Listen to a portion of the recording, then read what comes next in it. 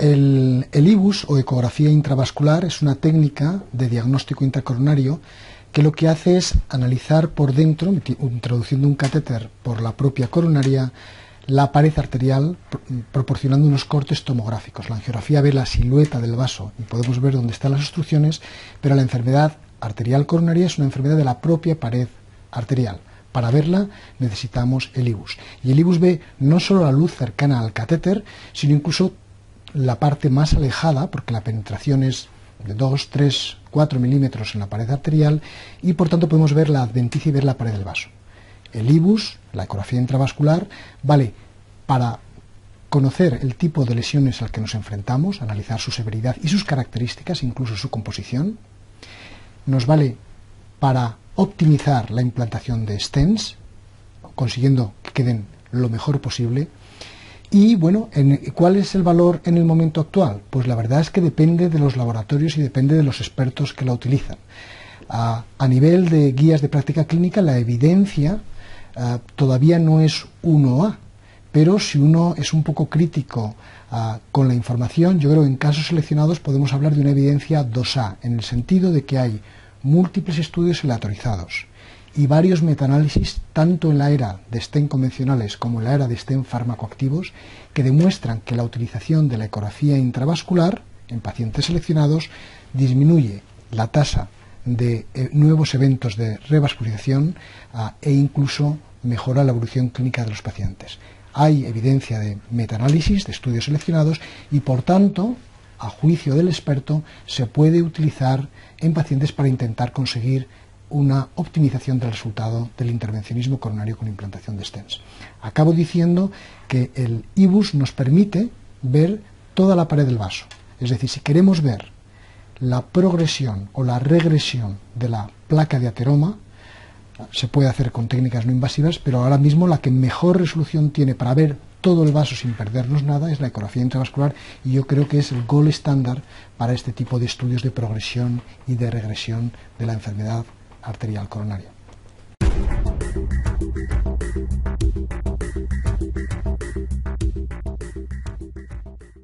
La OCT o tomografía de coherencia óptica es una técnica similar al IBUS, a la ecografía intravascular, pero que utiliza la luz en vez del sonido. Permite también obtener imágenes tomográficas de la pared arterial, y quizá la mayor diferencia es que la resolución de la coherencia óptica, de la tomografía de coherencia óptica, es muy superior al IBUS, es 10 veces superior. La resolución axial de la OCT es cercana a 15 micras, mientras que la resolución que obtenemos actualmente con IBUS es de 15 micras. ¿Qué quiere esto decir?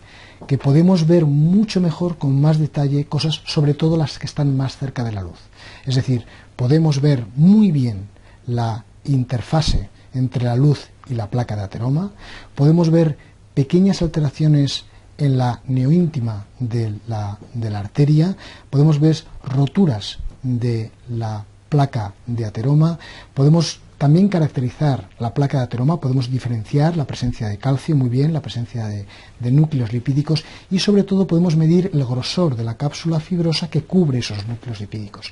Y esto es un factor que es clave para la vulnerabilidad de las placas de ateroma, es decir, que tiene un gran potencial en ese sentido. Quizá hay que mencionar dos cosas. En primer lugar, que como se basa en la luz, no ve a través de la sangre, y por tanto tenemos que limpiar de sangre el interior de la coronaria, y por tanto tenemos que limpiar esto con salino o con contraste. Y la segunda consideración es que penetra menos en la pared de la arteria. Y entonces la parte de la pared más profunda, más alejada de la luz, fundamentalmente cuando hay placa de ateroma significativa, se ven mal, o incluso no vemos toda la placa de ateroma. Pero para detectar problemas en la luz, por ejemplo trombos intracoronarios, para detectar roturas de la placa, para detectar signos de vulnerabilidad, es desde luego actualmente una técnica muy muy atractiva. Y además antes costaba un poco hacerla porque había que ocluir el vaso, pero ahora mismo es como hacer una retirada de ecografía intravascular, pero mucho más rápida, porque la adquisición que se consigue actualmente es muy rápida, y por tanto el procedimiento es muy fácil de realizar en los pacientes en la sala de hemodinámica.